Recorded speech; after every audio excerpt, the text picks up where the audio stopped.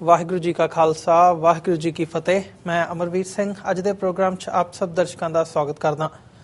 Viewers, Bharat ਦੇ supreme court ਵੱਲੋਂ ਸ਼੍ਰੋਮਣੀ ਗੁਰਦੁਆਰਾ ਪ੍ਰਬੰਧਕ committee ਵਿੱਚ ਸਹਿਜਧਾਰੀ ਸਿੱਖਾਂ ਦੀ ਵੋਟ ਖਤਮ ਕਰਨ ਸੰਬੰਧੀ ਕੇਂਦਰੀ ਗ੍ਰਹਿ ਮੰਤਰਾਲੇ ਵੱਲੋਂ 5 ਮਈ 2016 ਨੂੰ ਜਾਰੀ ਕੀਤੇ ਨੋਟੀਫਿਕੇਸ਼ਨ ਨੂੰ ਪ੍ਰਵਾਨ ਕਰ ਲਏ ਜਾਣ ਨਾਲ ਸ਼੍ਰੋਮਣੀ ਕਮੇਟੀ ਦੇ ਸਤੰਬਰ 2011 ਵਿੱਚ ਨਵੇਂ ਚੁਣੇ ਗਏ ਜਨਰਲ ਹਾਊਸ ਨੂੰ ਮਾਨਤਾ ਮਿਲ ਗਈ ਹੈ। ਸੁਪਰੀਮ ਕੋਰਟ ਦੇ ਇਸ ਫੈਸਲੇ ਨਾਲ ਸ਼੍ਰੋਮਣੀ ਕਮੇਟੀ ਅਤੇ ਪੰਜਾਬ ਦੀ ਸਿਆਸਤ ਤੇ ਕੀ ਪ੍ਰਭਾਵ ਪਵੇਗਾ, ਇਸ ਫੈਸਲੇ ਅਤੇ ਹੋਰ ਮਸਲਿਆਂ ਸੰਬੰਧੀ ਅੱਜ ਅਸੀਂ ਫਤਿਹਗੜ੍ਹ ਸਾਹਿਬ ਤੋਂ SGPC ਮੈਂਬਰ ਸਰਦਾਰ ਕਰਨੈਲ ਸਿੰਘ ਪੰਜੋਲੀ ਨਾਲ ਗੱਲਬਾਤ ਕਰਾਂਗੇ। ਆਓ ਅੱਜ ਦੀ ਵਿਚਾਰ ਚਰਚਾ ਦੀ ਸ਼ੁਰੂਆਤ ਕਰਦੇ ਹਾਂ। ਹਾਂਜੀ ਪੰਜੋਲੀ ਸਾਹਿਬ, ਵਾਹਿਗੁਰੂ ਜੀ ਕਾ ਖਾਲਸਾ, ਵਾਹਿਗੁਰੂ ਜੀ ਕੀ ਫਤਿਹ। ਵਾਹਿਗੁਰੂ ਜੀ ਕਾ ਖਾਲਸਾ, ਵਾਹਿਗੁਰੂ ਜੀ ਕੀ ਫਤਿਹ ਜੀ। ਪੰਜੋਲੀ ਸਾਹਿਬ, ਸਾਰਿਆਂ ਤੋਂ ਪਹਿਲਾਂ ਮੈਂ ਤੁਹਾਡੇ ਕੋਲੋਂ ਇਹੀ ਜਾਣਨਾ ਚਾਹੂੰਗਾ ਕਿ ਜਿਹੜਾ ਇਹ ਸੁਪਰੀਮ ਕੋਰਟ ਦਾ ਫੈਸਲਾ ਆਇਆ, ਇਸ ਬਾਰੇ ਤੁਹਾਡੇ ਕੀ ਵਿਚਾਰ ਨੇ? ਦੇਖੋ, ਗੱਲ ਇਸ ਤਰ੍ਹਾਂ ਬਈ, ਵੈਸੇ ਤਾਂ ਜਿਹੜੀ ਗੁਰਮਤ ਹੈ ਜਾਂ ਮਤਲਬ ਜਿਹੜੀ ਗੁਰੂ ਸਾਹਿਬ ਨੇ ਸਾਨੂੰ ਸਿਧਾਂਤ ਦਿੱਤੇ ਨੇ ਜੀ, ਉਹਦੇ ਅਨੁਸਾਰ ਜ਼ਰੂਰੀ ਤਾਂ ਇਹ ਹੈ ਕਿ ਸਿੱਖਾਂ ਦੇ ਗੁਰਦੁਆਰਾ ਪ੍ਰਬੰਧ ਦੀ ਜਿਹੜੀ ਆ ਉਹ ਇਲੈਕਸ਼ਨ ਦੀ ਬਜਾਏ ਮਤਲਬ ਸਿਲੈਕਸ਼ਨ ਹੋਣੀ ਚਾਹੀਦੀ ਹੈ। ਇਲੈਕਸ਼ਨ ਨੂੰ ਅਹਿਮੀਅਤ ਨਹੀਂ ਦਿੱਤੀ ਜਾਣੀ ਚਾਹੀਦੀ, ਸਿਲੈਕਸ਼ਨ ਦੀ ਲੋੜ ਹੁੰਦੀ ਹੈ ਜੀ। ਕਿ ਚੰਗੇ ਗੁਰਸਿੱਖ ਬੰਦੇ ਜਿਹੜੇ ਨੇ, ਜਿਨ੍ਹਾਂ ਦਾ ਧਰਮ ਪ੍ਰਤੀ ਜਿਨ੍ਹਾਂ ਦੀ ਸੁਲਝੀ ਵੀ ਹੈ, ਜਿਨ੍ਹਾਂ ਨੂੰ ਮਤਲਬ ਮਰਿਆਦਾ ਨਿਭਾਉਣੀ ਵੀ ਆਉਂਦੀ ਹੈ ਜੀ, ਉਹ ਜਿਹੇ ਗੁਰਮੁਖ ਪਿਆਰਾਂ ਦੀ ਚੋਣ ਕਰਕੇ ਪੰਥ ਵਿੱਚੋਂ ਸਿਲੈਕਸ਼ਨ ਦੇ ਰਾਹੀਂ ਮਤਲਬ ਗੁਰਦੁਆਰਾ ਪ੍ਰਬੰਧ ਜਿਹੜਾ ਉਹ ਹੋਣਾ ਚਾਹੀਦਾ ਜੀ। ਪਰ ਚਲੋ ਹੁਣ ਉਹਦੇ ਨਾਲ ਕਈ ਵਾਰੀ ਸਹਿਮੀਅਤ ਨਹੀਂ ਹੁੰਦੀ, ਤੇ ਸਹਿਮੀਅਤ ਆਪਣਾ ਨਾ ਹੋਣਾ ਉਹਦਾ ਪ੍ਰੋਬਲਮ ਆਉਂਦੀ ਹੈ। ਫਿਰ ਧੜੇਬੰਦੀਆਂ ਬਣਦੀਆਂ, ਫਿਰ ਬੜੀਆਂ ਸਮੱਸਿਆਵਾਂ ਦਾ ਸਾਹਮਣਾ ਕਰਨਾ ਪੈ ਰਿਹਾ ਜੀ। ਇਸ ਕਰਕੇ ਆਲ ਇੰਡੀਆ ਗੁਰਦੁਆਰਾ ਐਕਟ 1925 ਦੇ ਅਨੁਸਾਰ ਸ਼੍ਰੋਮਣੀ ਗੁਰਦੁਆਰਾ ਪ੍ਰਬੰਧਕ ਕਮੇਟੀ ਦੇ ਨਾਲ ਸੰਬੰਧਿਤ ਹਿਸਟੋਰੀਕਲ ਗੁਰਦੁਆਰੇ ਜਿਹੜੇ ਕਦੇ ਕਿਸੇ ਸਮੇਂ ਪਾਕਿਸਤਾਨ, ਹਿਮਾਚਲ, ਹਰਿਆਣਾ ਤੇ ਪੰਜਾਬ ਦਾ ਹਿੱਸਾ ਰਹੇ ਨੇ ਜੀ, ਤੇ ਇਹ ਸ਼੍ਰੋਮਣੀ ਗੁਰਦੁਆਰਾ ਪ੍ਰਬੰਧਕ ਕਮੇਟੀ ਜਿਹੜੀ ਹੈ ਇਹ ਵੀ ਇੱਕ ਬਹੁਤ ਵੱਡੀ ਪੰਥ ਦੀ ਧਿਰ ਸੀ, ਵੱਡੀ ਤਾਕਤ ਸੀ। ਔਰ ਇਹਦੇ ਰਾਹੀਂ ਪੰਥ ਨੇ ਬਹੁਤ ਸਾਰੇ ਮਸਲੇ ਨਜਿੱਠੇ ਵੀ ਨੇ ਜੀ। ਪਰ ਹੁਣ ਉਸ ਤੋਂ ਬਾਅਦ ਇੱਕ ਜਿਹੜੀ ਗੱਲ ਮੈਨੂੰ ਲੱਗੀ ਕਿ ਥੋੜਾ ਜਿਹਾ ਕਿਤੇ ਨਾ ਕਿਤੇ ਇਹ ਡਰ ਸੀ ਸਿੱਖਾਂ ਦੇ ਅੰਦਰ ਕਿ ਕਿਤੇ ਗੈਰ ਸਿੱਖ ਲੋਕ ਜਿਹੜੇ ਨੇ ਇਹਦੇ ਪ੍ਰਬੰਧ ਵਿੱਚ ਸ਼ਾਮਲ ਨਾ ਹੋ ਜਾਣ ਜੀ। ਤੇ ਉਹਨਾਂ ਨੇ ਲਗਾਤਾਰ ਇਹ ਯਤਨ ਕੀਤਾ ਕਿ ਵੋਟ ਪਾਉਣ ਦਾ ਅਧਿਕਾਰ ਕੇਵਲ ਤੇ ਕੇਵਲ ਸਿੱਖ ਨੂੰ ਹੋਣਾ ਚਾਹੀਦਾ ਜੀ, ਜਿਹਦੇ ਕਮ ਸੇ ਕਮ ਦਾੜੀ ਤੇ ਕੇਸ ਰੱਖੇ ਹੋਏ ਹੋਣ।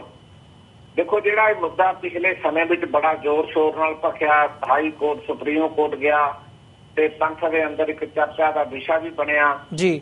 ਜਿਸ ਪਰਮਜੀਤ ਸਿੰਘ ਰਾਣੂ ਨੇ ਇਹ ਮੁੱਦਾ ਖੜਾ ਕੀਤਾ। ਅਸਲ ਵਿੱਚ ਗੱਲ ਉੱਥੇ ਇੱਕ ਰਾਣੂ ਨੇ ਜਿਹੜੀ ਸਭ ਤੋਂ ਮਾੜੀ ਕਰਨ ਦਾ ਯਤਨ ਕੀਤਾ ਉਹ ਇਹ ਸੀ ਕਿ ਪੰਥ ਅੰਦਰ ਇੱਕ ਸਹਿਜਧਾਰੀਆਂ ਦੇ ਨਾਂ ਤੇ ਵੱਖਰਾ ਫਿਰਕਾ ਖੜਾ ਕਰਨ ਦਾ ਯਤਨ ਕੀਤਾ ਜੀ।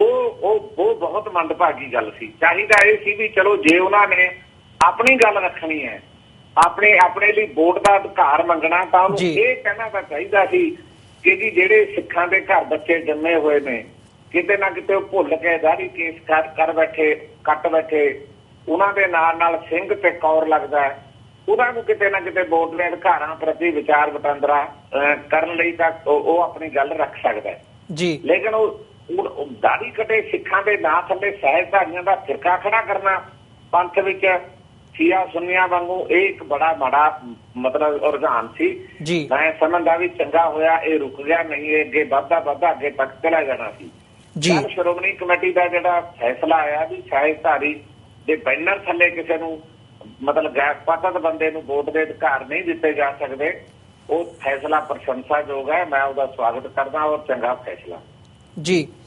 ਪੰਜੋਲੀ ਸਾਹਿਬ, ਜਿਹੜਾ ਇਹ ਹੁਣ ਫੈਸਲਾ ਆਇਆ ਤੇ ਕੀ ਹੁਣ ਇਹਦੇ ਨਾਲ ਸੁਪਰੀਮ ਕੋਰਟ ਦੇ ਫੈਸਲੇ ਵਿੱਚ ਬਹੁਤਾ ਡਿਟੇਲ ਦੇ ਵਿੱਚ ਇਸ ਪੱਖ ਨੂੰ ਮੈਂਸ਼ਨ ਨਹੀਂ ਕੀਤਾ ਗਿਆ ਕਿ ਉਹਨਾਂ ਨੇ ਜਿਹੜੀ 2011 ਦਾ ਜਨਰਲ ਹਾਊਸ ਸੀਗਾ ਉਹਨੂੰ ਮੰਨਦਿਆਂ ਇਹ ਕਿਹਾ ਹੋਵੇ ਕਿ ਵੋਟਾਂ ਹੁਣ ਅਗਲੀਆਂ ਕਦੋਂ ਹੋਣਗੀਆਂ, ਇਸ ਸੰਬੰਧੀ ਕੋਈ ਵੀ ਜਾਣਕਾਰੀ ਨਹੀਂ ਹੈ ਫੈਸਲੇ ਦੇ ਵਿੱਚ, ਤਾਂ ਤੁਸੀਂ ਆਉਣ ਵਾਲੇ ਸਮੇਂ ਦੇ ਵਿੱਚ ਕੀ ਸਮਝਦੇ ਹੋ ਵੀ ਜਿਹੜਾ ਉਹ 2011 ਵਾਲਾ ਹਾਊਸ ਹੈਗਾ ਉਹਨੂੰ ਮਾਨਤਾ ਦੇ ਕੇ 5 ਸਾਲ ਦੀ ਜਿਹੜੀ ਟਰਮ ਹੈ ਉਹਨੂੰ ਹੀ ਅੱਗੇ ਦਿੱਤੀ ਜਾਣ ਦੀ ਸੰਭਾਵਨਾ ਹੈਗੀ ਹੈ, ਜਾਂ ਫਿਰ ਉਹਨੂੰ ਹੁਣ ਦੁਬਾਰਾ ਚੋਣਾਂ ਹੋਣਗੀਆਂ? ਨਹੀਂ, ਦੇਖੋ ਗੱਲ ਇਸ ਤਰ੍ਹਾਂ ਵੀ 2011 ਵਿੱਚ ਜਿਹੜੀ ਵੋਟ ਪਈ ਆ ਉਹ ਕਿਸੇ ਸਾਹਿਬਧਾਰੀ ਦੀ ਵੋਟ ਨਹੀਂ ਸੀ ਪਈ ਜੀ। ਇਸੇ ਕਰਕੇ ਰਾਣੂ ਉਹਨਾਂ ਨੇ ਹਾਈ ਕੋਰਟ ਦਾ ਦਰਵਾਜ਼ਾ ਖੜਕਾਇਆ ਸੀ, ਤੇ ਉਸ ਤੋਂ ਬਾਅਦ ਜਦੋਂ ਸੁਪਰੀਮ ਕੋਰਟ ਵੀ ਉਹ ਚਲੇ ਗਏ ਉਦੋਂ ਵੀ ਮਤਲਬ ਸੁਪਰੀਮ ਕੋਰਟ ਨੇ 2011 ਦੀ ਜਿਹੜੀ ਮਤਲਬ ਇਲੈਕਸ਼ਨ ਹੈ ਉਹ ਇਲੈਕਸ਼ਨ ਨੂੰ ਕਿਤੇ ਉਹਨਾਂ ਨੇ ਇਗਨੋਰ ਨਹੀਂ ਕੀਤਾ, ਬਲਕਿ ਮੈਨੂੰ ਜੋ ਲੱਗਦਾ ਕਿ ਸੁਪਰੀਮ ਕੋਰਟ ਦੇ ਫੈਸਲੇ ਅਨੁਸਾਰ 2011 ਦਾ ਜਿਹੜਾ ਹਾਊਸ ਹੈ, ਕਿਉਂਕਿ ਉਹਨਾਂ ਮੈਂਬਰਾਂ ਨੂੰ ਕੰਮ ਕਰਨ ਦਾ ਮੌਕਾ ਨਹੀਂ ਮਿਲਿਆ। ਦੂਸਰੀ ਗੱਲ, ਉਹਨਾਂ ਦੀ ਜਿਹੜੀ ਵੋਟ ਆ ਉਹ ਕੇਵਲ ਤੇ ਕੇਵਲ ਸਿੱਖੀ ਸਰੂਪ ਵਾਲੇ ਲੋਕਾਂ ਦੀ ਵੋਟ ਪਈ ਹੈ, ਸਾਹਿਬਧਾਰੀਆਂ ਦੀ ਵੋਟ ਚ ਇਨਵੋਲਵ ਨਹੀਂ ਸੀ ਜੀ। ਬਿਲਕੁਲ, ਉਹਨੂੰ ਹੀ ਮੈਨੂੰ ਲੱਗਦਾ ਹਾਊਸ ਜਿਹੜਾ, ਕਿਉਂਕਿ ਹਾਊਸ ਆਲਰੇਡੀ ਬਣ ਚੁੱਕਿਆ ਸੀ, ਕੋਆਪਰੇਟਿਵ ਮੈਂਬਰ ਹੋ ਚੁੱਕੇ ਸਨ, 2-3 ਮਤਲਬ ਲਗਾਤਾਰ 2 ਇਜਲਾਸ ਹੋਣੇ ਹੁੰਦੇ ਨੇ ਹੋ ਚੁੱਕੇ ਸਨ ਜੀ, ਤੇ ਇਸ ਕਰਕੇ ਸੁਪਰੀਮ ਕੋਰਟ 5 ਸਾਲ ਦੀ ਮਤਲਬ ਜਿਹੜੀ ਸਮਾਂ ਉਹ ਇਸੇ 2011 ਦੇ ਹਾਊਸ ਨੂੰ ਦੇਗਾ, ਤੇ 5 ਸਾਲ ਬਾਅਦ ਹੀ ਨਵੀਂ ਜਿਹੜੀ ਆ ਚੋਣ ਹੋਣ ਦੀ ਸੰਭਾਵਨਾ। ਔਰ ਵਿੱਚ ਵਿਚਾਲੇ ਜੇ ਸੁਪਰੀਮ ਕੋਰਟ ਨੇ ਚੋਣ ਦੁਆਰੇ ਕਰਾਉਣੀ ਹੁੰਦੀ ਤਾਂ ਮੈਂ ਸਮਝਦਾ ਕਿ ਉਹ ਫੈਸਲਾ ਦੇ ਸਕਦਾ ਸੀ। ਫੈਸਲਾ ਉਹ ਤਾਂ ਦਿੰਦਾ ਜੇ ਸਾਹਿਬਧਾਰੀ ਵੋਟ ਨੂੰ ਵੋਟ ਪਾਉਣ ਦੇ ਅਧਿਕਾਰ ਦੇਣੇ ਸੀ, ਜਿਹਦੀ ਮੰਗ ਰਾਣੂ ਉਹ ਨਹੀਂ ਕਰਦੇ ਸੀ। ਜਦੋਂ ਵੋਟ ਹੀ ਰੱਦ ਕਰ ਦਿੱਤੀ ਗਈ, ਉਹੀ ਵੋਟ ਤੋਂ ਬਿਨਾਂ ਬਾਕੀ ਸਿੱਖਾਂ ਦੀ ਵੋਟ ਪਈ ਹੈ, ਤੇ ਇਸ ਕਰਕੇ 2011 ਦਾ ਜਿਹੜਾ ਹਾਊਸ ਆ ਉਹਨੂੰ ਹੀ ਮਾਨਤਾ ਹੈ, ਉਹੀ ਅਗਲੀ 5 ਸਾਲ ਮਤਲਬ ਟਰਮ ਜਿਹੜੀ ਆ ਉਹ ਲਗਾਤਾਰ ਚੱਲੇ ਜੀ। ਜੀ ਪੰਜੋਲੀ ਸਾਹਿਬ, ਤੇ ਤੁਸੀਂ ਸਟਾਰਟਿੰਗ ਦੇ ਵਿੱਚ ਜ਼ਿਕਰ ਕੀਤਾ ਸੀਗਾ ਕਿ ਇਲੈਕਸ਼ਨ ਨਹੀਂ ਸਿਲੈਕਸ਼ਨ ਤੇ ਜ਼ੋਰ ਦਿੱਤਾ ਜਾਣਾ ਚਾਹੀਦਾ, ਤਾਂ ਕੀ ਇਹਦੇ ਤੋਂ ਮੈਂ ਇਹ ਅੰਦਾਜ਼ਾ ਲਾ ਸਕਦਾ ਕਿ ਜਿਹੜਾ ਗੁਰਦੁਆਰਾ ਐਕਟ ਹੈਗਾ 1925 ਦਾ, ਤੁਸੀਂ ਉਹਦੇ ਨਾਲ ਅਸਹਿਮਤ ਹੋ? ਤੁਸੀਂ ਇਹ ਸਮਝਦੇ ਹੋ ਕਿ ਜਿਹੜਾ ਸਿੱਖਾਂ ਦੀ ਪ੍ਰਣਾਲੀ ਹੈਗੀ ਹੈ, ਚੋਣ ਪ੍ਰਣਾਲੀ ਹੈਗੀ ਹੈ ਗੁਰਦੁਆਰਾ ਸਾਹਿਬ ਦੇ ਪ੍ਰਬੰਧ ਨੂੰ ਸੰਭਾਲਣ ਲਈ, ਉਹ ਇੰਡੀਅਨ ਕਨਸਟੀਟਿਊਸ਼ਨ ਦੇ ਥੱਲੇ ਜਿਹੜਾ ਇਹ ਐਕਟ ਬਣਿਆ ਹੋਇਆ ਉਹਦੇ ਅਧੀਨ ਨਹੀਂ ਹੋਣੀ ਚਾਹੀਦੀ, ਉਹ ਇੱਕ ਡਿਫਰੈਂਟ ਹੋਣੀ ਚਾਹੀਦੀ ਹੈ? ਨਹੀਂ, ਮਤਲਬ ਮੇਰੀ ਸਹਿਮਤੀ ਦਾ ਮਸਲਾ ਨਹੀਂ, ਮਸਲਾ ਤਾਂ ਮੈਂ ਇਹ ਕਿਹਾ ਵੀ ਜਿਹੜੀ ਪੰਥਕ ਮਰਿਆਦਾ ਹੈ ਜਾਂ ਪੰਥਕ ਪਰੰਪਰਾਵਾਂ ਨੇ ਜੀ, ਜਾਂ ਉਹਦੀ ਜ਼ਰੂਰਤ ਹੈ, ਮੈਂ ਮੰਨਦਾ ਵੀ ਇਹ ਹੋਣੀ ਚਾਹੀਦੀ ਸੀ ਕਿ ਸਾਹਿਬਧਾਰੀ ਨਾ ਆਪਣਾ ਜਿਹੜੀ ਸਿਲੈਕਸ਼ਨ ਆ ਉਹ ਜ਼ਿਆਦਾ ਕਿਤੇ ਮਤਲਬ ਕਿਤੇ ਨਾ ਕਿਤੇ ਪੋਜ਼ਿਟਿਵ ਪੱਖ ਦਾ, ਕਿਉਂਕਿ ਚੋਣਾਂ ਦੇ ਦਰਮਿਆਨ ਤਾਂ ਲੋਕ ਸ਼ਰਾਬ, ਭੁੱਕੀ, ਫੀਮ, ਪੈਸੇ ਦੇ ਜ਼ੋਰ ਨਾਲ ਮਤਲਬ ਜਿੱਤ ਜਾਂਦੇ ਨੇ ਜੀ, ਤੇ ਜਦੋਂ ਜਿਹੇ ਜਿਹੇ ਬੰਦੇ ਜਿੱਤਣਗੇ ਫਿਰ ਇਹੋ ਜਿਹਾ ਪ੍ਰਬੰਧ ਹੋਏਗਾ।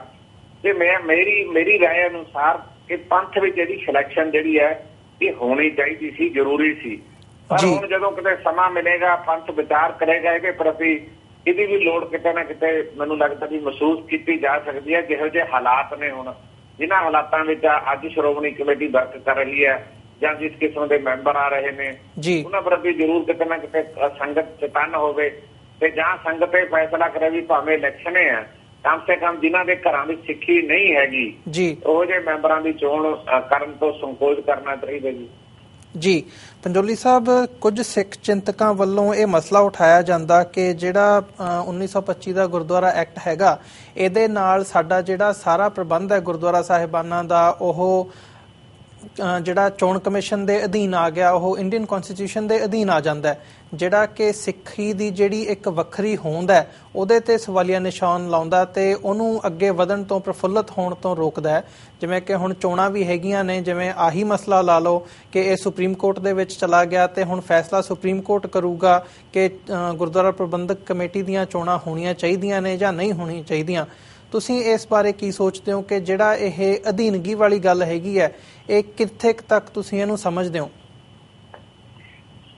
ਦੇਖੋ, ਇਸ ਤੋਂ ਵੱਡੀ ਗੱਲ ਇਹ ਹੈ ਵੀ ਜਿੰਨਾ ਚਿਰ ਸਿੱਖ ਪੰਥ ਦੇ ਜਿਹੜੇ ਤਖਤ ਸਾਹਿਬਾਨ ਨੇ, ਜਿਨ੍ਹਾਂ ਨੇ ਸਾਨੂੰ ਨੁਮਾਇੰਦਗੀ ਕਰਨੀ ਆ ਸਾਡੀ, ਜਿਨ੍ਹਾਂ ਨੇ ਸਾਡੇ ਹਰ ਮਸਲੇ ਤੇ ਆਪਣੇ ਡਿਸੀਜਨ ਦੇਣੇ ਨੇ, ਸ਼੍ਰੀ ਅਕਾਲ ਤਖਤ ਸਾਹਿਬ, ਸ਼੍ਰੀ ਕੇਸਗੜ੍ਹ ਸਾਹਿਬ, ਤਖਤ ਹਜ਼ੂਰ ਸਾਹਿਬ, ਤਖਤ ਪਟਨਾ ਸਾਹਿਬ, ਤਖਤ ਦਮਦਮਾ ਸਾਹਿਬ, ਅਸਲ ਵਿੱਚ ਖਾਲਸਾ ਪੰਥ ਵਿੱਚੋਂ ਇਹ ਸੰਪੂਰਨ ਰੂਪ ਦੇ ਵਿੱਚ ਇਹ ਆਜ਼ਾਦ ਹੋਣੇ ਚਾਹੀਦੇ ਨੇ ਔਰ ਇਹਨਾਂ ਦੇ ਉੱਤੇ ਯੋਗ ਜਥੇਦਾਰ ਜਿਹੜੇ ਨੇ ਉਹ ਸੁਸ਼ੋਭਿਤ ਹੋਣੇ ਚਾਹੀਦੇ ਨੇ। ਅੱਜ ਅਸੀਂ ਕਾਨੂੰਨ ਦੀ ਆੜ ਇਸ ਕਰਕੇ ਲੈਂਦੇ ਹਾਂ ਜਦੋਂ ਸਾਡੀਆਂ ਮਤਲਬ ਇਸ ਕਿਸਮ ਦੀਆਂ ਜਿਹੜੀਆਂ ਇੰਸਟੀਟਿਊਸ਼ਨਸ ਨੇ ਉਹ ਸਹੀ ਤੇ ਨਿਰਪੱਖ ਤੇ ਦ੍ਰਿੜਤਾ ਵਾਲੇ, ਸਿਦਕ ਵਾਲੇ, ਕੌਮੀ ਭਾਵਨਾ ਵਾਲੇ ਫੈਸਲੇ ਨਹੀਂ ਹੁੰਦੇ ਤਾਂ ਜਾ ਕੇ ਸਿੱਖ ਜਿਹੜਾ ਅਦਾਲਤਾਂ ਦੇ ਬੂਹੇ ਜਿਹੜੇ ਨੇ ਉਹ ਖੜਕਾਉਂਦਾ। ਤੀਸਰੀ ਗੱਲ, ਬਿਲਕੁਲ ਮੈਂ ਤੁਹਾਡੀ ਇਸ ਗੱਲ ਨਾਲ ਸਹਿਮਤ ਹਾਂ ਕਿ ਸਿੱਖਾਂ ਦੀ ਅੱਡਰੀ ਆਜ਼ਾਦ ਹਸਤੀ ਜਿਹੜੀ ਹੈ ਉਹਨੂੰ ਕਿਤੇ ਨਾ ਕਿਤੇ ਖੋਰਾ ਤਾਂ ਲੱਗਦਾ। ਉਸ ਮਤਲਬ ਪਗਡੰਡੀ ਤੇ ਤੁਰਨ ਲਈ ਕਿਤੇ ਨਾ ਕਿਤੇ ਆੜੇ ਕੋਟ ਤੱਕ ਗੱਡੇ ਜਾਂਦੇ ਨੇ। ਜਦੋਂ ਅਸੀਂ ਆਪਣਾ ਗੁਰਦੁਆਰਾ ਪ੍ਰਬੰਧ ਵੀ ਜਿਹੜਾ ਉਹ ਮਤਲਬ ਹਾਈ ਕੋਰਟ, ਸੁਪਰੀਮ ਕੋਰਟ ਜਾਂ ਪਾਰਲੀਮੈਂਟ ਦੇ ਜਾਂ ਭਾਰਤ ਦੇ ਕਾਨੂੰਨ ਅਨੁਸਾਰ ਸਾਬਤ ਕਰਦੇ ਹਾਂ, ਦੇਖੋ ਉਹਦੇ 'ਚ ਇਹ ਕੋਈ ਦੋਰਾਮਾ ਨਹੀਂ, ਫਿਰ ਉਹਦੇ 'ਚ ਤੁਹਾਡੀ ਅੱਡਰੀ ਆਜ਼ਾਦ ਹਸਤੀ ਨੂੰ ਜ਼ਰੂਰ ਚੈਲੰਜ ਹੁੰਦਾ ਹੈ। ਜੀ ਪੰਜੋਲੀ ਸਾਹਿਬ, ਇਸੇ ਦੇ ਨਾਲ ਇੱਕ ਹੋਰ ਖਬਰ ਵੱਲ ਮੈਂ ਤੁਹਾਡਾ ਧਿਆਨ ਕੇਂਦਰਿਤ ਕਰਨਾ ਚਾਹੁੰਦਾ ਕਿ ਹਰਿਦੁਆਰ ਉੱਤਰਾਖੰਡ ਦੇ ਵਿੱਚ ਗੁਰਦੁਆਰਾ ਨਾਨਕਵਾੜਾ ਜਿਹੜਾ ਕਿ 102 ਸਾਲ ਪੁਰਾਣਾ ਇੱਕ ਇਤਿਹਾਸਕ ਗੁਰਦੁਆਰਾ ਸਾਹਿਬ ਹੈਗਾ, ਉੱਥੇ ਦੀ ਜਿਹੜੀ ਕਮੇਟੀ ਹੈਗੀ ਹੈ ਉਹਦੇ ਵਿੱਚੋਂ ਇੱਕ ਧੜੇ ਨੇ 80 ਲੱਖ ਰੁਪਏ ਦੇ ਵਿੱਚ ਉਸ ਗੁਰਦੁਆਰਾ ਸਾਹਿਬ ਦੀ ਜ਼ਮੀਨ ਵੇਚੀ ਹੈ, ਜਿਹੜਾ ਕਿ ਇੱਕ ਇਲੀਗਲ ਕਦਮ ਹੈਗਾ। ਤੇ ਇਸੇ ਦੇ ਨਾਲ ਜਦੋਂ ਅਸੀਂ ਦੇਖਦੇ ਹਾਂ ਕਿ ਉਸੇ ਹਰਿਦੁਆਰ ਦੇ ਸਥਾਨ ਤੇ ਗੁਰਦੁਆਰਾ ਗਿਆਨ ਗੋਦੜੀ ਦਾ ਮਸਲਾ ਵੀ ਪਿਛਲੇ ਸਮੇਂ ਦੇ ਵਿੱਚ ਚਰਚਾ ਦੇ ਵਿੱਚ ਰਿਹਾ ਕਿ 1984 ਦੇ ਵਿੱਚ ਉਹ ਢਹਿ ਢੇਰੀ ਕਰ ਦਿੱਤਾ ਗਿਆ ਤੇ ਅੱਜ ਤੱਕ ਸਿੱਖ ਜਿਹੜੇ ਹੈਗੇ ਆ ਉੱਥੇ ਗੁਰਦੁਆਰਾ ਸਾਹਿਬ ਉਸਾਰਨ ਦੇ ਲਈ ਜਦੋਜਹਿਦ ਕਰ ਰਹੇ ਆ। ਜਦੋਂ ਅਸੀਂ ਇੱਦਾਂ ਦੀਆਂ ਘਟਨਾਵਾਂ ਦੇਖਦੇ ਹਾਂ, ਇਹ ਖਬਰਾਂ ਦੇਖਦੇ ਹਾਂ, ਤਾਂ ਤੁਸੀਂ ਨਹੀਂ ਸਮਝਦੇ ਵੀ ਜਿਹੜੀ SGPC ਦੀ ਹੋਂਦ ਹੈ ਜਾਂ ਸਿੱਖ ਕੌਮ ਦੀ ਹੋਂਦ ਹੈ ਉਹਦੇ ਤੇ ਇੱਕ ਸਵਾਲੀਆ ਨਿਸ਼ਾਨ ਲੱਗਦਾ ਕਿ ਅਸੀਂ ਅੱਜ ਕਿੱਥੇ ਸਟੈਂਡ ਕਰਦੇ ਹਾਂ, ਸਾਡੀ ਤਾਕਤ ਕਿੰਨੀ ਕੁ ਹੈ, ਅਸੀਂ ਆਪਣੇ ਗੁਰੂ ਘਰਾਂ ਦੇ ਪ੍ਰਬੰਧ ਨੂੰ ਵੀ ਢੰਗ ਨਾਲ ਨਹੀਂ ਚਲਾ ਪਾ ਰਹੇ। ਦੇਖੋ ਇਹਦੇ ਲਈ ਮਤਲਬ ਪਿਛਲੇ ਸਮੇਂ ਵਿੱਚ ਅਸੀਂ ਸ਼੍ਰੋਮਣੀ ਗੁਰਦੁਆਰਾ ਪ੍ਰਬੰਧਕ ਕਮੇਟੀ ਦਾ ਡੈਲੀਗੇਸ਼ਨ 2 ਵਾਰੀ ਮਤਲਬ ਉੱਤਰਾਖੰਡ ਦੇ ਮੁੱਖ ਮੰਤਰੀ ਨੂੰ ਅਸੀਂ ਮਿਲੇ ਹਾਂ। ਇੱਕ ਵਾਰੀ ਤਾਂ ਮਤਲਬ 5 ਮੈਂਬਰੀ ਕਮੇਟੀ ਮਿਲੀ ਸੀ ਜਿਹਦੇ ਵਿੱਚ ਮੈਂ ਵੀ ਸੀ, ਭੌਰ ਸਾਹਿਬ ਵੀ ਸੀ, ਬਿਰਕ ਸਾਹਿਬ ਵੀ ਸੀ, ਮਹਿਤਾ ਸਾਹਿਬ ਵੀ ਸੀ, ਸਾਡਾ ਸੈਕਟਰੀ ਸੀ ਜੀ। ਫਿਰ ਉਸ ਤੋਂ ਬਾਅਦ ਮੈਂ ਤੇ ਜਥੇਦਾਰ ਅਵਤਾਰ ਸਿੰਘ ਪ੍ਰਧਾਨ ਸ਼੍ਰੋਮਣੀ ਕਮੇਟੀ ਉੱਥੇ ਦੇ ਮੁੱਖ ਮੰਤਰੀ ਨੂੰ ਫਿਰ ਅਸੀਂ ਦੁਆਰੇ ਫਿਰ ਆਪ ਮਿਲੇ ਸੀ ਇਸ ਮਸਲੇ ਸੰਬੰਧੀ। ਹੁਣ ਮੈਨੂੰ ਯਾਦ ਆ ਗਈ ਗੱਲ ਉਹ, ਤੇ ਉਦੋਂ ਵੀ ਉਹਨਾਂ ਨੇ ਕਿਹਾ ਸੀ ਵੀ ਅਸੀਂ ਮਸਲਾ ਹੱਲ ਕਰਦੇ ਹਾਂ, ਲੇਕਿਨ ਕਿਸੇ ਨੇ ਕੀਤਾ ਨਹੀਂ ਜੀ। ਇਹ ਗੱਲ ਦੁਆਰੇ ਉੱਠੀ ਹੈ। ਵੈਸੇ ਇਹ ਮਤਲਬ ਇਸ ਗੱਲ ਦੀ ਇਤਲਾਹ ਸ਼੍ਰੋਮਣੀ ਗੁਰਦੁਆਰਾ ਪ੍ਰਬੰਧਕ ਕਮੇਟੀ ਕੋਲ ਹੈਗੀ ਸੀ। ਸ਼੍ਰੋਮਣੀ ਗੁਰਦੁਆਰਾ ਪ੍ਰਬੰਧਕ ਕਮੇਟੀ ਨੇ 2-3 ਡੈਲੀਗੇਸ਼ਨ ਭੇਜੇ ਪਰ ਕੋਈ ਮਸਲਾ ਮਤਲਬ ਉਹਦਾ ਹੱਲ ਨਾ ਨਿਕਲ ਸਕਿਆ। ਮੁੱਖ ਮੰਤਰੀ ਤੇ ਗਵਰਨਰ ਉੱਥੇ ਕਹਿ ਦਿੰਦੇ ਨੇ ਜੀ ਇਹ ਲੋਕਲ ਮਿਊਨਿਸਪਲ ਕਮੇਟੀ ਦਾ ਮਸਲਾ ਹੈ, ਮਿਊਨਿਸਪਲ ਕਮੇਟੀ ਕਹਿ ਦਿੰਦੀ ਹੈ ਜੀ ਸਾਡੇ ਮੈਂਬਰਾਂ ਦੀ ਧੜੇਬੰਦੀ ਹੈ, ਉਹ ਨਹੀਂ ਮੰਨਦੇ। ਇਹ ਕੰਟਰੋਵਰਸੀ ਜੀ ਉੱਥੇ ਪਈ ਰਹੀ ਬਹੁਤ, ਤੇ ਦੁਆਰੇ ਖੜੀ ਹੋਈ ਆ ਗੱਲ ਜਿਹੜੀ ਜ਼ਮੀਨ ਵੇਚਣ ਵਾਲੀ ਗੱਲ ਹੈ। ਇਹ ਤਾਂ ਨਹੀਂ ਸਾਡੇ ਨੋਟਸ 'ਚ ਆਈ, ਕਦੇ ਮੈਂ ਵੀ ਤੁਹਾਨੂੰ ਝੂਠ ਬੋਲੀ ਜਾਵਾਂ, ਪਰ ਉਂਝ ਗੁਰਦੁਆਰਾ ਮਤਲਬ ਦੀ ਹੋਂਦ ਖਤਮ ਕਰਨ ਵਾਲੀ ਗੱਲ ਤੇ ਅਸੀਂ ਬਹੁਤ ਉਹਨਾਂ ਨੂੰ ਜ਼ੋਰ ਦਿੱਤਾ। ਉਹਨਾਂ ਨੇ ਉਦੋਂ ਇੱਕ ਗੱਲ ਕਹੀ ਸੀ ਕਿ ਉਹ ਥਾਂ ਤੋਂ ਬਿਨਾਂ ਤੁਸੀਂ ਕੋਈ ਵੱਡੀ ਥਾਂ ਖੁੱਲੀ ਲੈ ਲਓ, ਉੱਥੇ ਗੁਰਦੁਆਰਾ ਸਾਹਿਬ ਮਤਲਬ ਬਣਾ ਲਓ। ਅਸੀਂ ਉਹਨਾਂ ਨੂੰ ਕਿਹਾ ਗੱਲ ਗੁਰਦੁਆਰਾ ਵੱਡਾ ਛੋਟੇ ਦਾ ਨਹੀਂ ਮਸਲਾ ਤਾਂ ਉਹ ਥਾਂ ਹੈ ਜਿੱਥੇ ਗੁਰੂ ਸਾਹਿਬ ਦੇ ਚਰਨ ਪਏ, ਜਿੱਥੇ ਗੁਰੂ ਸਾਹਿਬ ਜੀ ਨੇ ਡਿਬੇਟ ਕੀਤੀ, ਡਿਸਕਸ਼ਨ ਕੀਤੀ, ਜਿੱਥੇ ਉਹਨਾਂ ਨੇ ਪੰਡਤਾਂ ਨੂੰ ਹਰਾਇਆ। ਗੱਲ ਤਾਂ ਉਹ ਥਾਂ ਦੀ ਆ, ਮਤਲਬ ਸਾਨੂੰ ਉਹ ਜ਼ਰੂਰੀ ਚਾਹੀਦੀ ਹੈ।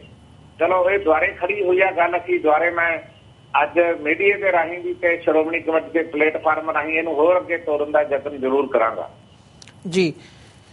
ਜਿਵੇਂ ਤੁਸੀਂ ਗੱਲ ਕੀਤੀ ਹੈ ਪੰਜੋਲੀ ਸਾਹਿਬ ਕਿ ਇਹਦਾ ਸੋਲਿਊਸ਼ਨ ਨਹੀਂ ਨਿਕਲ ਪਾ ਰਿਹਾ, ਹਾਲਾਂਕਿ ਡੈਲੀਗੇਸ਼ਨ ਵੀ ਉੱਥੇ ਗਏ ਹੈਗੇ ਆ, ਸ਼੍ਰੋਮਣੀ ਕਮੇਟੀ ਦੇ ਡੈਲੀਗੇਸ਼ਨ ਗਏ ਨੇ, ਤੇ ਹੋਰ ਸਿੱਖ ਕੌਮ ਕੀ ਕਰ ਸਕਦੀ ਹੈ ਕਿ ਜਿਹੜੇ ਸਾਡੇ ਇੱਦਾਂ ਦੇ ਮਸਲੇ ਹੈਗੇ ਆ, ਜੇ ਸਾਡੇ ਗੁਰੂ ਘਰ ਹੀ ਸੁਰੱਖਿਅਤ ਨਹੀਂ ਹੈਗੇ ਤਾਂ ਹੋਰ ਅਸੀਂ ਕੀ ਕਰਾਂਗੇ? What can we do? ਦੇਖੋ ਗੱਲ ਤਾਂ ਮਤਲਬ ਬੜੀ ਸਿੱਧੀ ਹੈ ਵੀ ਸਿੱਖਾਂ ਦੀ ਇਹ ਬੜੀ ਵੱਡੀ ਸਮੱਸਿਆ ਹੈ ਕਿ ਸਿੱਖ ਇਹਨਾਂ ਹਾਲਾਤਾਂ ਵਿੱਚ ਕਿੱਥੇ ਜਾਣ। ਨੰਬਰ 1 ਮੈਂ ਜੋ ਮਹਿਸੂਸ ਕਰਦਾ ਕਿ ਪੰਥ ਦੇ ਕੋਲ ਇਹੋ ਜਿਹੀ ਕੋਈ ਧਿਰ ਨਹੀਂ ਅੱਜ ਹੈਗੀ ਜਿਹੜੀ ਧਿਰ ਪੰਥ ਦੀਆਂ ਸਹੀ ਭਾਵਨਾਵਾਂ ਦੀ ਸਹੀ ਤਰਜਮਾਨੀ ਕਰ ਸਕੇ। ਅਕਾਲੀ ਦਲ ਕਿਸੇ ਸਮੇਂ ਪੰਥ ਦੀ ਨੁਮਾਇੰਦਾ ਜਥੇਬੰਦੀ ਹੁੰਦੀ ਸੀ, ਉਹਨਾਂ ਨੇ ਪੰਜਾਬੀ ਪਾਰਟੀ ਬਣਾ ਲਈ। ਨਤੀਜਾ ਨਿਕਲਿਆ ਕਿ ਅੱਜ ਮਤਲਬ ਪੂਰੀ ਤਰ੍ਹਾਂ ਆਪਣੇ ਸਿਧਾਂਤ ਤੋਂ ਆਪਣੀਆਂ ਪਰੰਪਰਾਵਾਂ ਤੋਂ ਥਿੜਕ ਚੁੱਕੀ ਹੈ। ਜਿਹਾ ਭਵਿੱਖ ਵਿੱਚ ਅਕਾਲੀ ਦਲ ਸਾਡੀਆਂ ਅੱਖਾਂ ਦੇ ਸਾਹਮਣੇ ਆ ਰਿਹਾ। ਉਹ ਤਾਂ ਉਦਾਂ ਦੀਆਂ ਪਾਰਟੀਆਂ ਨੇ ਜਿੱਦਾਂ ਦੀਆਂ ਦੂਜੀਆਂ ਰਾਜਨੀਤਿਕ ਜਥੇਬੰਦੀਆਂ ਨੇ। ਤੇ ਮੈਂ ਇਹ ਸਮਝਦਾ ਕਿ ਸਾਡੇ ਕੋਲ ਰਾਜਨੀਤਿਕ ਸ਼ਕਤੀ ਜਿਹੜੀ ਹੈ ਉਹਦੀ ਵੀ ਕਿਤੇ ਨਾ ਕਿਤੇ ਸਾਡੇ ਕੋਲ ਘਾਟ ਪਈ, ਲੌਬਿੰਗ ਦੀ ਘਾਟ ਪਈ, ਡੈਲੀਗੇਸ਼ਨ ਲੈ ਕੇ ਮਿਲਣਾ ਦੀਆਂ ਗੱਲਾਂ ਵੀ ਜਿੰਨਾ ਮਤਲਬ ਇੱਕ ਪਰਿਵਾਰ ਕੋਲ ਤਾਕਤ ਆਉਣ ਕਰਕੇ ਕਾਫੀ ਵੱਡਾ ਨੁਕਸਾਨ ਸਿੱਖਾਂ ਦਾ ਹੋਇਆ ਔਰ ਹੋ ਰਿਹਾ ਲਗਾਤਾਰ। ਜੀ ਪੰਜੋਲੀ ਸਾਹਿਬ, ਇਸੇ ਦੇ ਨਾਲ ਮੈਂ ਥੋੜਾ ਜਿਹਾ ਸਿਆਸਤ ਦੇ ਵੱਲ ਆਉਣਾ ਚਾਹੂੰਗਾ। ਜਿਵੇਂ ਕਿ ਤੁਸੀਂ ਮੈਂਸ਼ਨ ਕੀਤਾ ਕਿ ਅਕਾਲੀ ਦਲ ਦਾ ਪੰਜਾਬੀ ਪਾਰਟੀ ਬਣਨਾ ਤੇ ਸਾਰੀ ਜਿਹੜੀ ਪਾਵਰ ਹੈਗੀ ਹੈ ਉਹ ਇੱਕ ਪਰਿਵਾਰ ਦੇ ਹੱਥ ਦੇ ਵਿੱਚ ਆਉਣੀ, ਪਾਵਰ ਦਾ ਜਿਹੜਾ ਕੰਸੈਂਟਰੇਸ਼ਨ ਹੈਗੀ ਹੈ ਉਹ ਹੋਣਾ, ਉਹਦੇ ਨਾਲ ਕਾਫੀ ਨੁਕਸਾਨ ਹੋਇਆ ਅਕਾਲੀ ਦਲ ਦਾ ਵੀ ਤੇ ਪੰਥ ਦਾ ਵੀ। ਖਾਸ ਕਰਕੇ ਜਦੋਂ ਅਸੀਂ ਜਿਹੜੀਆਂ ਹੋਰ ਧਿਰਾਂ ਹੈਗੀਆਂ ਨੇ ਜਾਂ ਹੋਰ ਪਰਿਵਾਰ ਹੈਗੇ ਆ, ਹੋਰ ਲੋਕ ਹੈਗੇ ਆ ਜਿਨ੍ਹਾਂ ਨੇ ਅਕਾਲੀ ਦਲ ਨੂੰ ਸਟਰੋਂਗ ਕੀਤਾ, ਅਕਾਲੀ ਦਲ ਦੇ ਵਿੱਚ ਕੰਮ ਕੀਤਾ, ਪੰਥਕ ਹਿੱਤਾਂ ਲਈ ਕੰਮ ਕੀਤਾ, ਉਹਨਾਂ ਦੇ ਵਿੱਚੋਂ ਇੱਕ ਟੌੜਾ ਪਰਿਵਾਰ ਜਿਹੜਾ ਹੈਗਾ ਹੁਣ ਪਿਛਲੇ ਸਮੇਂ ਦੇ ਵਿੱਚ ਉਹ ਆਮ ਆਦਮੀ ਪਾਰਟੀ ਦੇ ਵਿੱਚ ਸ਼ਾਮਲ ਹੋਇਆ। ਇਸ ਸਾਰੇ ਇਫੈਕਟ ਦੇ ਵਿੱਚ ਤੇ ਇਸ ਸਾਰੇ ਸੰਦਰਭ ਦੇ ਵਿੱਚ ਤੁਸੀਂ ਕੀ ਕਹਿਣਾ ਚਾਹੋਗੇ? ਦੇਖੋ, ਪਹਿਲੀ ਗੱਲ ਤਾਂ ਇਹ ਹੈ ਵੀ ਜਥੇਦਾਰ ਗੁਰਚਰਨ ਸਿੰਘ ਟੌੜਾ ਤੇ ਜਥੇਦਾਰ ਮੋਹਨ ਸਿੰਘ ਤੋੜੋ, ਜਥੇਦਾਰ ਜਗਦੇਵ ਸਿੰਘ ਤਲਵੰਡੀ ਜੀ, ਇਹ ਜਿਹੜੇ ਪਰਿਵਾਰ ਸੀ ਇਹ ਅਸਲ ਵਿੱਚ ਜਥੇਦਾਰ ਕਲਚਰ ਦੇ ਪਰਿਵਾਰ ਸੀ, ਜਥੇ ਸੰਘਰਸ਼ ਵਿੱਚੋਂ ਪੈਦਾ ਹੋਏ ਲੋਕ ਸੀ ਜੀ। ਮੈਂ ਇਸ ਤੋਂ ਪਹਿਲਾਂ ਕਿ ਉਹਨਾਂ ਦੀ ਗੱਲ ਦਾ ਜਵਾਬ ਦੇਵਾਂ, ਮੈਂ ਤੁਹਾਨੂੰ ਇੱਕ ਗੱਲ ਦੱਸਣੀ ਚਾਹੁੰਦਾ। ਮੈਂ ਮੋਹਨ ਸਿੰਘ ਤੁੜ ਦੇ ਨਾਲ ਬਹੁਤ ਛੋਟੀ ਉਮਰ 'ਚ 17 ਸਾਲ ਦੀ ਉਮਰ 'ਚ ਹਰਿਆਣੇ ਦੇ ਮੋਰਚੇ ਵਿੱਚ ਸ਼ਾਮਲ ਹੋ ਗਿਆ ਜੀ। ਮੈਨੂੰ ਯਾਦ ਹੈ ਕਿ ਮਤਲਬ ਉੱਥੇ ਆਪਣਾ ਜਿਹੜਾ ਥਾਣੇ ਦਾ ਵਿਹੜਾ ਸੀ ਉਹਦੇ ਵਿੱਚ ਉਹਨੇ ਕੁਰਸੀ ਢਾਈ, ਉੱਥੇ ਬੈਠ ਗਿਆ ਮੁਨਸ਼ੀ ਆ ਕੇ ਤੇ ਉਹਨੇ ਆਵਾਜ਼ ਮਾਰੀ ਕਿ ਆਪਕਾ ਮੁਖੀ ਕੌਣ ਹੈ।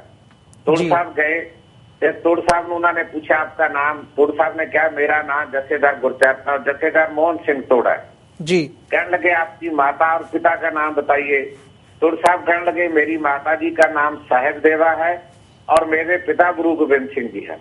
उन्होंने पूछा वासी और कहने लगे असी मैं आनंदपुर का वासी हाँ, रोपड़ मेरा जिला ते पंजाब का रहने वाला। ये पंथ परस्ती की गुड़ती जिहड़ी सी इन्हां टकसाली अकाली परिवारां ने मोर्चिਆਂ ਵਿੱਚੋਂ ਲਈ ਸੀ, ਭਾਵੇਂ ਟੌੜਾ ਸਾਹਿਬ ਸੀ, ਭਾਵੇਂ ਤੁੜ ਸਾਹਿਬ ਸੀ, ਭਾਵੇਂ ਤਲਵੰਡੀ ਸਾਹਿਬ ਸੀ ਜੀ। ਜਥੇਦਾਰ ਗੁਰਚਰਨ ਸਿੰਘ ਟੌੜਾ ਦੇ ਪੰਥਕ ਜੀਵਨ ਵਿੱਚੋਂ, ਉਹਦੀ ਪੰਥਕ ਵਿਚਾਰਧਾਰਾ ਵਿੱਚੋਂ ਪਰਿਵਾਰ ਨੇ ਕੁਝ ਸਿੱਖਣ ਦਾ ਯਤਨ ਨਹੀਂ ਕੀਤਾ। ਉਹ ਕੇਵਲ ਟੌੜਾ ਸਾਹਿਬ ਨੂੰ ਇਹ ਸਮਝਦੇ ਸੀ ਕਿ ਉਹ ਸਾਡਾ ਬਾਪੂ ਸੀ ਤੇ ਉਹ ਦੁਨੀਆ ਤੋਂ ਚਲਾ ਗਿਆ, ਆਪਾਂ ਉਹਦੀ ਬਰਸੀ ਮਨਾਉਣੀ, ਉਹਦਾ ਜਨਮ ਦਿਨ ਮਨਾਉਣਾ। ਇਸ ਰਾਮਕਾਰ ਵਿੱਚੋਂ ਬਾਹਰ ਨਹੀਂ ਨਿਕਲ ਸਕੇ। ਤੇ ਜੇ ਉਹਨਾਂ ਨੂੰ ਕਿਤੇ ਨਾ ਕਿਤੇ, ਮੈਂ ਇਹ ਮੰਨਦਾ ਕਿ ਜੇ ਉਹਨਾਂ ਨੂੰ ਸ਼੍ਰੋਮਣੀ ਅਕਾਲੀ ਦਲ ਵਿੱਚ ਆਪਣੇ ਨਾਲ ਧੱਕਾ ਲੱਗਦਾ ਸੀ, ਵਿਤਕਰਾ ਲੱਗਦਾ ਸੀ, ਤਾਂ ਉਹਨਾਂ ਦਾ ਫਰਜ਼ ਬਣਦਾ ਸੀ ਕਿ ਉਹ ਆਪਣੀ ਧਿਰ ਖੜੀ ਕਰਦੇ। ਨਹੀਂ ਵੀ ਧਿਰ ਹੁੰਦੀ ਸੀ, ਕੱਲਾ ਵਿਅਕਤੀ ਵੀ ਆਪਣੀ ਆਵਾਜ਼ ਬੁਲੰਦ ਕਰ ਸਕਦਾ ਧੱਕੇ ਦੇ ਖਿਲਾਫ, ਬੇਇਨਸਾਫੀ ਦੇ ਖਿਲਾਫ ਜਾਂ ਗਲਤ ਗੱਲਾਂ ਦੇ ਖਿਲਾਫ। ਅਸਲ ਵਿੱਚੋਂ ਟੌੜਾ ਸਾਹਿਬ ਦੀ ਪੰਥਕ ਵਿਚਾਰਧਾਰਾ ਦੇ ਰੰਗ ਵਿੱਚ ਰੰਗਿਆ ਨਾ ਹੋਣ ਕਰਕੇ ਉਹ ਆਮ ਆਦਮੀ ਪਾਰਟੀ 'ਚ ਗਿਆ। ਮੈਂ ਉਹਨਾਂ ਦੇ ਉਸ ਫੈਸਲੇ ਦੀ ਸਹਿਮਤੀ ਕਦੇ ਵੀ ਨਹੀਂ ਦਿੱਤੀ ਤੇ ਮੈਂ ਓਪਨਲੀ ਸਟੇਟਮੈਂਟ ਵੀ ਲਾਈ ਇਸ ਗੱਲ ਦੇ ਵਿੱਚ ਕਿ ਮੈਂ ਆਮ ਆਦਮੀ ਪਾਰਟੀ ਭਾਵੇਂ ਮਤਲਬ ਅਕਾਲੀ ਦਲ ਦੇ ਬਦਲ ਵਿੱਚੋਂ ਖੜੀ ਹੋ ਜੇ, ਸਥਾਪਿਤ ਹੋ ਜਾਵੇ, ਪਰ ਉਹ ਪੰਥਕ ਵਿਚਾਰਧਾਰਾ ਦੀ ਪ੍ਰਤੀਨਿਧਤਾ ਨਹੀਂ ਕਰਦੀ। ਪੰਜਾਬੀਆਂ ਦੀ ਕਿਤੇ ਉਹਨਾਂ 'ਚ ਗੱਲ ਨਹੀਂ ਹੋ ਸਕਣੀ। ਇਸ ਕਰਕੇ ਪੰਜਾਬੀਆਂ ਨੂੰ ਇਸ ਪਾਸੇ ਨਹੀਂ ਤੁਰਨਾ ਚਾਹੀਦਾ। ਇਸ ਗੱਲ ਤੋਂ ਪੰਜਾਬੀਆਂ ਨੂੰ ਜ਼ਰੂਰ ਬਚਣਾ ਚਾਹੀਦਾ। ਪਰ ਜੇ ਹਰਮੇਲ ਸਿੰਘ ਨਾਲ ਧੱਕਾ ਸੀ, ਹਰਮੇਲ ਸਿੰਘ ਨੂੰ ਦਲੇਰੀ ਨਾਲ ਉਹਦੇ ਅਕਾਲੀ ਦਲ ਦੇ ਵਿੱਚ ਬੈਠ ਕੇ ਲੜਨ ਦਾ ਯਤਨ ਕਰਨਾ ਚਾਹੀਦਾ ਸੀ। ਮੈਂ ਲਗਾਤਾਰ ਅਕਾਲੀਆਂ ਦੇ ਵਿੱਚ ਰਹਿ ਕੇ ਅਕਾਲੀਆਂ ਦੀਆਂ ਗਲਤ ਗੱਲਾਂ ਦੇ ਖਿਲਾਫ ਲੜਦਾ, ਹੁਣ ਵੀ ਲੜਦਾ, ਕੱਲ ਵੀ ਲੜਦਾ ਸੀ। ਔਰ ਮੈਂ ਅਕਾਲੀ ਹੁੰਦਿਆਂ ਹੋਇਆਂ ਬਾਹਰ ਇੱਕ ਬੰਦਾ ਕਿ ਜਿਨ੍ਹਾਂ ਨੇ ਸਿੱਖ ਸੰਘਰਸ਼ ਵਿੱਚ ਆਪਣਾ ਯੋਗਦਾਨ ਪਾਇਆ। ਮੈਂ ਉਹਨਾਂ ਦੇ ਦੁੱਖਾਂ ਸੁੱਖਾਂ 'ਚ ਵੀ ਜਾਣਾ। ਪਰਸੋਂ ਕੁਲਬੀਰ ਸਿੰਘ ਬੜੇ ਪਿੰਡ ਦੇ ਪਿਤਾ ਦੇ ਭੋਗ ਤੇ ਜਾ ਕੇ ਆਏ ਆ, ਕੱਲ ਦਿਆਲ ਸਿੰਘ ਲਾਹੌਰੀਏ ਦੀ ਮਾਤਾ ਦੇ ਸੰਸਕਾਰ ਤੇ ਜਾ ਕੇ ਆਏ ਆ। ਤੇ ਤੁਸੀਂ ਕਿਸੇ ਪਾਰਟੀ ਦੇ ਮੈਂਬਰ ਹੋ ਤਾਂ ਇਹਦਾ ਮਤਲਬ ਨਹੀਂ ਤੁਸੀਂ ਗੁਲਾਮ ਬਣ ਗਏ। ਤੁਸੀਂ ਆਪਣੀ ਵੀ ਹੋਂਦ ਜਿਹੜੀ ਆ ਉਹ ਕਾਇਮ ਰੱਖਣ ਲਈ, ਆਪਣੀ ਅੰਦਰੀ ਵਿਲੱਖਣ ਹਸਤੀ ਕਾਇਮ ਰੱਖਣ ਲਈ ਤੁਹਾਨੂੰ ਵੀ ਆਪ ਯਤਨ ਕਰਨੇ ਚਾਹੀਦੇ ਨੇ। ਤਾਂ ਮੈਂ ਇੱਕ ਗੱਲ ਤਾਂ ਸਮਝਦਾ ਕਿ ਅਕਾਲੀ ਦਲ ਨੇ ਉਹਦੇ ਨਾਲ ਟੌੜਾ ਪਰਿਵਾਰ ਨਾਲ ਧੱਕਾ ਕੀਤਾ, ਬੇਇਨਸਾਫੀ ਕੀਤੀ ਆ, ਮਾੜੀ ਕੀਤੀ ਉਹਨਾਂ ਨਾਲ। ਪਰ ਹਰਮੇਲ ਸਿੰਘ ਨੂੰ ਉੱਧਰ ਜਾਣ ਦੀ ਬਜਾਏ ਜਿਹਦੇ ਨਾਲ ਪਾਰਟੀ ਲੜਨਾ ਚਾਹੀਦਾ ਸੀ, ਪਾਰਟੀ ਚੋਂ ਕੱਢਦੇ ਪੰਥਕ ਪਲੇਟਫਾਰਮ ਬਹੁਤ ਨੇ, ਉੱਥੇ ਖੜ ਕੇ ਲੜੀ ਜਾਂਦਾ, ਲੜਨਾ ਚਾਹੀਦਾ ਸੀ ਜੀ। ਪੰਜੋਲੀ ਸਾਹਿਬ, ਇਹ ਤਾਂ ਹੋ ਗਈ ਟੌੜਾ ਪਰਿਵਾਰ ਦੀ ਗੱਲ। ਤੇ ਜਦੋਂ ਅਸੀਂ ਪੰਜਾਬ ਦੀ ਸਿਆਸਤ ਵੱਲ ਨਿਗਾਹ ਮਾਰਦੇ ਹਾਂ ਤਾਂ ਜਿਹੜਾ ਇਹ ਨਵਾਂ ਰੁਝਾਨ ਤੁਸੀਂ ਵੀ ਮੈਂਸ਼ਨ ਕੀਤਾ ਕਿ ਆਮ ਆਦਮੀ ਪਾਰਟੀ ਦੇ ਹਵਾਲੇ ਨਾਲ ਪੈਦਾ ਹੋਇਆ, ਲੋਕਾਂ ਦਾ, ਪੰਜਾਬ ਦੇ ਲੋਕਾਂ ਦਾ ਉਧਰ ਝੁਕਾਅ ਹੈਗਾ, ਤੁਸੀਂ ਆਪਣੇ ਮੂੰਹੋਂ ਕਹਿ ਰਹੇ ਹੋ ਕਿ ਉਹਦੇ ਵਿੱਚ ਆਮ ਆਦਮੀ ਪਾਰਟੀ ਦੇ ਵਿੱਚ ਪੰਜਾਬ ਦੇ ਹਿੱਤਾਂ ਦੀ ਤੇ ਪੰਜਾਬੀਅਤ ਦੀ ਗੱਲ ਕਿਤੇ ਵੀ ਨਹੀਂ ਹੈਗੀ, ਤਾਂ ਜਿਹੜਾ ਇਹ ਰੁਝਾਨ ਹੈ, ਇਹ ਪੰਜਾਬ ਦੀ ਜਿਹੜੀ ਹੁਣ ਸਿਆਸਤ ਦੀ ਜਿਹੜੀ ਹਵਾ ਹੈਗੀ ਹੈ, ਇਹ ਚੇਂਜ ਹੋ ਰਹੀ ਹੈ, ਇਹਨੂੰ ਤੁਸੀਂ ਆਉਣ ਵਾਲੀਆਂ ਵਿਧਾਨ ਸਭਾ ਚੋਣਾਂ ਦੇ ਸੰਦਰਭ ਦੇ ਵਿੱਚ ਕਿਵੇਂ ਦੇਖਦੇ ਹੋ? ਦੇਖੋ ਜੀ, ਮੈਂ ਤਾਂ ਜੋ ਮੇਰੀ ਮਤਲਬ ਸੋਚਣੀ ਹੈ, ਮੈਂ ਤਾਂ ਇਹ ਸਮਝਦਾ ਵੀ ਸ਼੍ਰੋਮਣੀ ਅਕਾਲੀ ਦਲ ਪੰਥਕ ਜਥੇਬੰਦੀ ਰਹਿਣੀ ਚਾਹੀਦੀ ਹੈ। ਜਿਹੜਾ ਅੱਜ ਦਾ ਅਕਾਲੀ ਦਲ ਦੀ ਲੀਡਰਸ਼ਿਪ ਦਾ ਸਿਸਟਮ ਹੈ ਉਹ ਬਿਲਕੁਲ ਮਾੜਾ, ਉਹ ਨਹੀਂ ਇਸ ਤਰ੍ਹਾਂ ਚਾਹੀਦਾ ਕਿ ਇੱਕੋ ਹੀ ਪਰਿਵਾਰ MP ਆ, ਉਹੀ ਪਰਿਵਾਰ ਦਾ ਮੁੰਡਾ MLA ਆ, ਉਹੀ ਪਰਿਵਾਰ ਦੀ ਨੂੰਹ ਸ਼੍ਰੋਮਣੀ ਕਮੇਟੀ ਦੀ ਮੈਂਬਰ ਆ। ਇਹ ਚੰਦ ਪਰਿਵਾਰਾਂ ਤੱਕ ਪੰਥ ਦੀ ਜਥੇਬੰਦੀ ਨੂੰ ਸੰਗੋੜ ਕੇ ਰੱਖਣਾ, ਇਹਦੇ ਨਤੀਜੇ ਨਿਕਲੇ ਜਿਹੜੇ ਆਮ ਆਦਮੀ ਪਾਰਟੀ ਦੇ ਅੰਦਰ ਹਜ਼ਾਰਾਂ ਲੱਖਾਂ ਲੋਕ ਇਕੱਠੇ ਅੱਜ ਜੇ ਉਹਨਾਂ ਕੋਲ ਹੋ ਰਹੇ ਨੇ, ਤਾਂ ਅਕਾਲੀ ਦਲ ਆਪਣੇ ਮਿਸ਼ਨ ਤੋਂ, ਆਪਣੇ ਨਿਸ਼ਾਨੇ ਤੋਂ, ਆਪਣੇ ਸਿਧਾਂਤ ਤੋਂ ਤਿੜਕਿਆ ਤੇ ਜਿਹਦਾ ਨਤੀਜਾ ਇਹ ਨਿਕਲ ਰਿਹਾ। ਔਰ ਪਿਛਲੀਆਂ 10 ਸਾਲ ਦੇ ਲੰਮੇ ਸਮੇਂ ਵਿੱਚ ਮੈਨੂੰ ਇਹ ਵੀ ਲੱਗਦਾ ਕਿ ਜਦੋਂ ਅਸੀਂ ਰਾਜਨੀਤੀ ਨੂੰ ਵਪਾਰ ਬਣਾ ਲਿਆ ਤੇ ਇਹਦੇ ਚ ਅਪਰਾਧੀਕਰਨ ਪੈਦਾ ਕਰ ਦਿੱਤਾ, ਇਹਦੇ ਵਿੱਚ ਮਤਲਬ ਹੋਰ ਬੜਾ ਕੁਝ ਪੈਦਾ ਹੋ ਗਿਆ, ਤੇ ਜਦੋਂ ਅਸੀਂ ਮੰਜ਼ਿਲ ਤੇ ਨਿਸ਼ਾਨੇ ਤੋਂ ਥਿੜਕ ਗਏ ਫਿਰ ਕੁਦਰਤੀ ਗੱਲ ਇਹੋ ਜਿਹਾ ਕੁਛ ਤਾਂ ਨਿਕਲੇਗਾ ਜੀ ਵਿੱਚ। ਜੀ ਪੰਜੋਲੀ ਸਾਹਿਬ, ਤੁਸੀਂ ਇਹਨਾਂ ਸਾਰੇ ਮਸਲਿਆਂ ਦੇ ਉੱਪਰ ਸਾਡੇ ਨਾਲ ਆਪਣੇ ਵਿਚਾਰ ਸਾਂਝੇ ਕੀਤੇ ਤੇ ਆਪਣਾ ਸਮਾਂ ਕੱਢਿਆ, ਇਸ ਲਈ ਤੁਹਾਡਾ ਬਹੁਤ-ਬਹੁਤ ਸ਼ੁਕਰੀਆ ਜੀ। ਇਸੇ ਦੇ ਨਾਲ ਅਸੀਂ ਅੱਜ ਦੇ ਸ਼ੋਅ ਵਿੱਚ ਤੁਹਾਡੇ ਕੋਲੋਂ ਇੱਥੇ ਹੀ ਇਜਾਜ਼ਤ ਲੈਂਦੇ ਹਾਂ। ਵਾਹਿਗੁਰੂ ਜੀ ਕਾ ਖਾਲਸਾ, ਵਾਹਿਗੁਰੂ ਜੀ ਕੀ ਫਤਿਹ। ਵਿਊਅਰਸ, ਇਹ ਸੀਗੇ ਕਰਨੈਲ ਸਿੰਘ ਪੰਜੋਲੀ, ਜਿਹੜੇ ਕਿ ਫਤਿਹਗੜ੍ਹ ਸਾਹਿਬ ਤੋਂ SGPC ਮੈਂਬਰ ਨੇ, ਤੇ ਇਹਨਾਂ ਨੇ ਆਪਣੇ ਵਿਚਾਰ ਅੱਜ ਸਾਡੇ ਦਰਸ਼ਕਾਂ ਦੇ ਨਾਲ ਸਾਂਝੇ ਕੀਤੇ ਨੇ SGPC ਦੇ ਸਬੰਧ ਦੇ ਵਿੱਚ ਸੁਪਰੀਮ ਕੋਰਟ ਦੇ ਆਏ ਫੈਸਲੇ ਬਾਰੇ, ਤੇ ਜਿਹੜੀ ਸਾਡੀ ਅੱਜ ਦੀ ਅਕਾਲੀ ਦਲ ਹੈਗੀ ਹੈ, ਅਕਾਲੀ ਦਲ ਬਾਦਲ ਹੈਗਾ, ਇਹਦੇ ਪਿਛੋਕੜ ਤੇ ਇਹਦੇ ਵਿੱਚ ਕਿਵੇਂ ਨਿਘਾਰ ਆਇਆ, ਉਸ ਸੰਬੰਧੀ ਉਹਨਾਂ ਨੇ ਸਾਨੂੰ ਸਾਰਿਆਂ ਨੂੰ ਜਾਣਕਾਰੀ ਦਿੱਤੀ ਹੈ। ਇਸ ਦੇ ਨਾਲ ਮੈਂ ਅੱਜ ਇੱਕ ਅਨਾਉਂਸਮੈਂਟ ਕਰਨੀ ਚਾਹੁੰਦਾ ਕਿ ਜਿਹੜੀ ਰਾਜ ਕਾਕੜਾ ਪ੍ਰੋਡਕਸ਼ਨਸ ਵੱਲੋਂ ਮੂਵੀ ਹੈਗੀ ਹੈ ਧਰਮਯੁੱਧ ਮੋਰਚਾ, ਉਹ ਰਿਲੀਜ਼ ਹੋ ਚੁੱਕੀ ਹੈ, ਤੇ ਇਸੇ ਦੇ ਨਾਲ ਸਾਨੂੰ ਇੱਕ ਇਹ ਆਪਸ਼ਨ ਬਣਦੀ ਹੈ ਕਿ ਅਸੀਂ ਆਪ ਆਪਣੇ ਪਰਿਵਾਰਾਂ ਦੇ ਨਾਲ, ਆਪਣੇ ਬੱਚਿਆਂ ਦੇ ਨਾਲ, ਆਪਣੀ ਹਿਸਟਰੀ ਦੇ ਨਾਲ ਜਿਹੜਾ ਸਾਡਾ ਸਿੱਖ ਸੰਘਰਸ਼ ਹੁਣ 80s ਦੇ ਵਿੱਚ 90s ਦੇ ਵਿੱਚੋਂ ਲੰਘਿਆ, ਤੇ ਉਸ ਦੇ ਹਵਾਲੇ ਨਾਲ ਅਸੀਂ ਉਹਦੇ ਬਾਰੇ ਜਾਣਕਾਰੀ ਲੈ ਸਕੀਏ, ਸੋਚ ਸਕੀਏ, ਸਮਝ ਸਕੀਏ ਤੇ ਵਿਚਾਰ ਸਕੀਏ ਕਿ ਅਸੀਂ ਅੱਜ ਕਿੱਥੇ ਖੜੇ ਹਾਂ। ਸੋ ਤੁਹਾਨੂੰ ਇਹ ਅਪੀਲ ਕਰਦਾ ਕਿ ਇਹ ਜਾਓ ਤੇ ਸਿਨੇਮਾ ਘਰਾਂ ਦੇ ਵਿੱਚ ਜਾ ਕੇ ਇਹ ਮੂਵੀ ਦੇਖੋ। ਇਸੇ ਦੇ ਨਾਲ ਅਸੀਂ ਅੱਜ ਦਾ ਸ਼ੋਅ ਇੱਥੇ ਹੀ ਸਮਾਪਤ ਕਰਦੇ ਹਾਂ ਜੀ। ਇਜਾਜ਼ਤ ਦਿਓ। ਵਾਹਿਗੁਰੂ ਜੀ ਕਾ ਖਾਲਸਾ, ਵਾਹਿਗੁਰੂ ਜੀ ਕੀ ਫਤਿਹ।